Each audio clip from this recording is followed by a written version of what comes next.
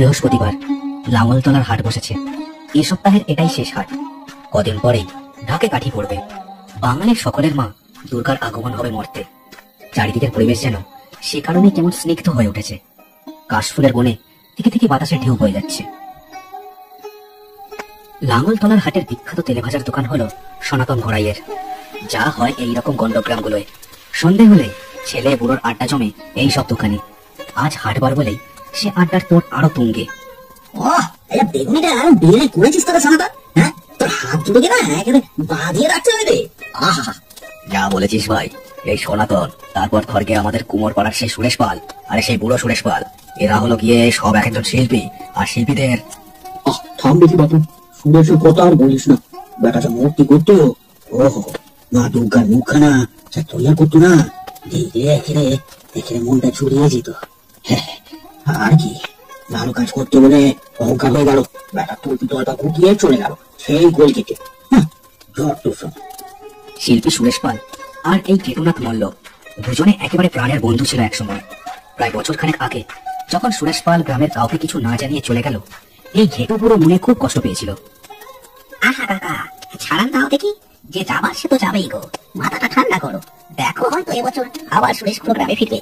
যাই বলো, কলকাতা তো আর এই লাঙলতলার মতো কুচকে শহর নয়, মস্ত জায়গা, সেখানে সুবিধা করে ওটা একটু সমস্যা। ঘেটু বুড়ো একথায় উত্তেজিত হয়ে আবার কিছু একটা বলতেই যাচ্ছিল। এমন সময় গ্রামের দুটো ছেলে হনহন করে হাঁটতে হাঁটতে সনাতনের দোকানের সামনে এসে দাঁড়ালো। বলে, কি হলো রে বদনা? হ্যাঁ, অমন হাঁপাচ্ছিস কেন রে? কি হলো? ঘেটু দাদু, রায়বাড়িতে একটা কাণ্ড ঘটেছে। ওনাদের ছোট ছেলেটা হঠাৎ কেমন যেন করছে। রায়বাড়ির কর্তা আপনাদের ডেকে নিয়ে যাওয়ার জন্য বললেন, শিগগির চলেন। বলিস কি? আজ সকালেও তো দেখে এলাম ওরা পুজোর প্যান্ডেলের বাস বাজছে, আর সপ্তাহ দুই বাদেই তো পুজো শুরু।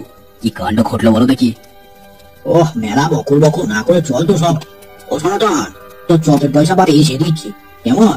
এখন চল চল চল সব চল। সনাতন শুধু মাথা নাড়ল। এরা সবাই উঠে হাঁটা দিল রায়বাড়ির দিকে। এই গ্রামের মা দুর্গার পুজো রায়বাড়িতেই হয়। পুজোটা আগে বারোয়ারি ছিল, কিন্তু কয়েক বছর ধরে রায়বাড়িতে হচ্ছে। ঘেটুরা যখন রায়বাড়িতে পৌঁছালো, তখন সেখানে একটা হুলস্থুল কাণ্ড চলছে। পুজোর প্যান্ডেলের কাজ একদিকে চলছিল, এখন সব থেমে গেছে। সবাই রায়বাড়ির উঠোনে জড়ো হয়েছে। বাড়ির বারান্দায় তখন এক অপার্থিব দৃশ্য ঘটছে।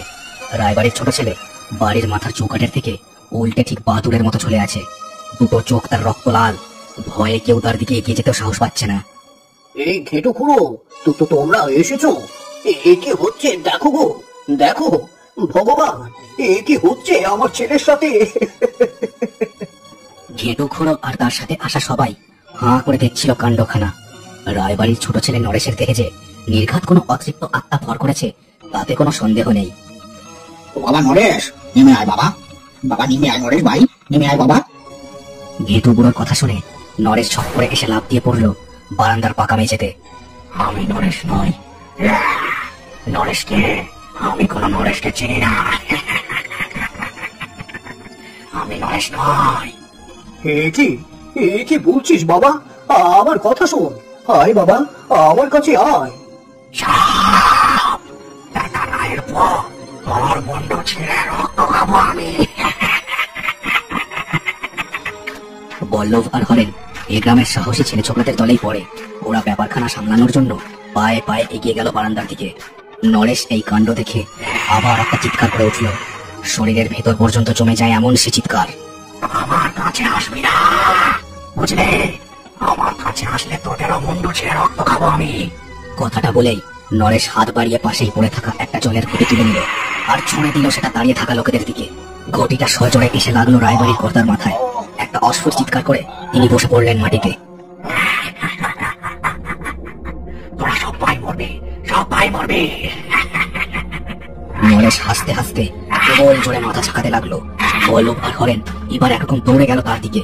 দুজনে ওকে ধরে অতি কষ্টে ঢুকিয়ে দিল বাড়ির মধ্যে আর কাঠের দরজাটা বন্ধ করে দিল।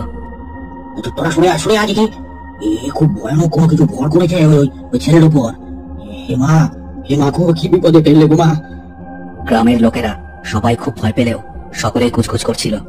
লোকজনদের মধ্যে থেকে একজন সাহস করে বলে উঠল, ঘেটু খুঁড়ো, আমি বলি কি, বকুনে ওঝাকে একবার ডেকে আনা যাক। কি বলো?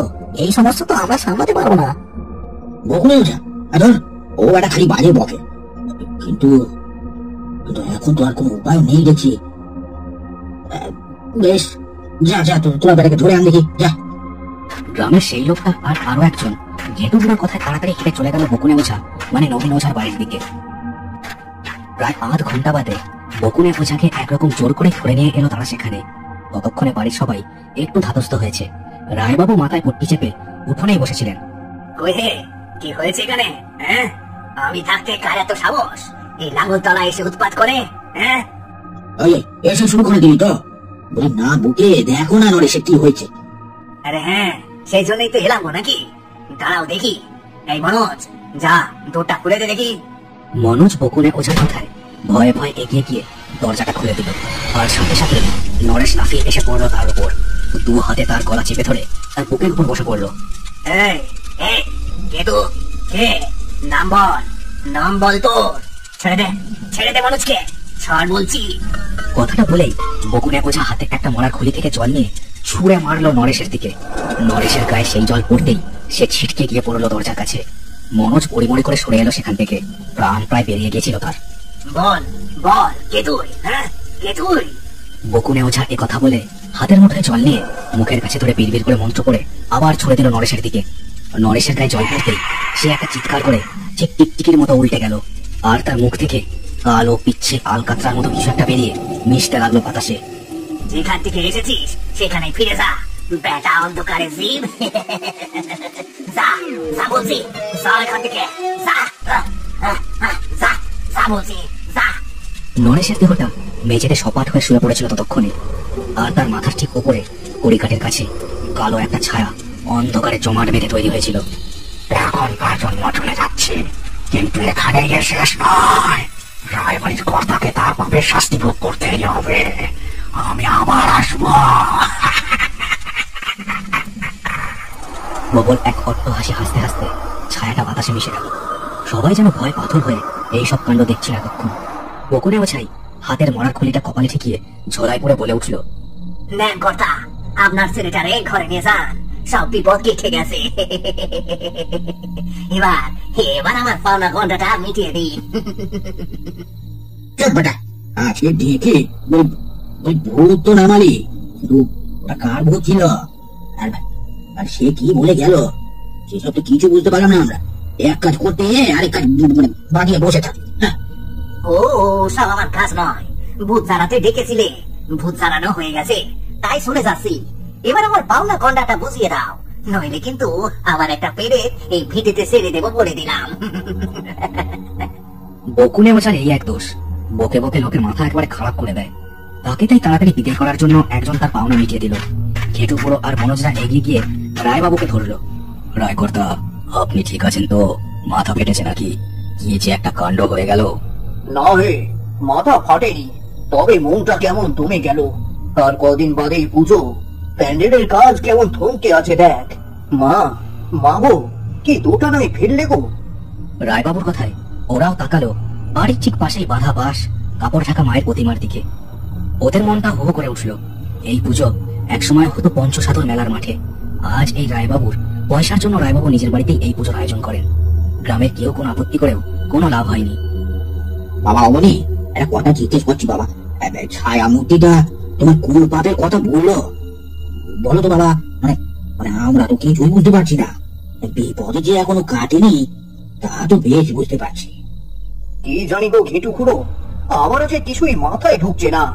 সজ্ঞানে কখনো কারো অনিষ্ট করেছি বলে তো মনে পড়ে না। কি যে হচ্ছে, যাই হোক, মণ্ডপের কাজ কালকের মধ্যে শেষ করতেই হবে। আমি যাই, বাড়ির মধ্যে যাই, আপনারা বসে চা জল খান, আমি যাই। কেমন? এ কথা বলে রায়বাড়ির কর্তা পবনী রায় একরকম পালিয়ে গেলেন তাদের সামনে থেকে। ওরা তিনজনই বুঝলো কিছু একটা লুকোতে চাইছেন তিনি। ওরাও আর সেখানে না দাঁড়িয়ে আবার সনাতনের দোকানের দিকে চলে গেল। রাত গভীর হতেই গ্রামের সব বাড়ির দরজা জানলা বন্ধ হয়ে গেছে। শুনশান গ্রামের পথে কেমন যেন একটা দমকা বাতাস বয়ে যাচ্ছে থেকে থেকে।